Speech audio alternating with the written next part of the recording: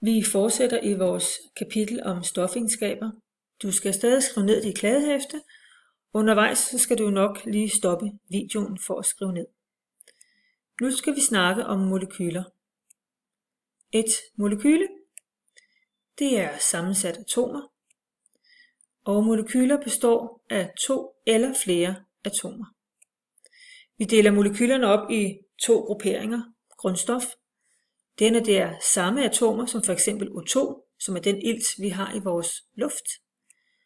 Eller en kemisk forbindelse, når det er 2 eller flere forskellige atomer, som f.eks. vand, H2O. En kemisk formel, den fortæller os, hvilke atomer et molekyle består af, og hvor mange der er af hver. Vi har f.eks. her 2 H2O. Tallet bag ved atomsymbolet, det er det lille tal hernede, fortæller hvor mange styks atomer der er af H'et. Tallet foran en kemisk formel, skal vi se her, det var den kemiske formel H2O, og her har vi et stort total, fortæller hvor mange molekyler der er.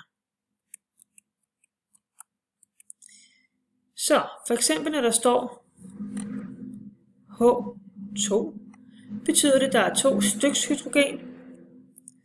Her står der kun O. Det vil sige, at der er kun 1 oxygen. Foran her, der står der et stort total. Det vil sige, at der er 2 vandmolekyler. Der er 2 af hele den kemiske formel. Det vil sige 1 vandmolekyle og 2 vandmolekyler.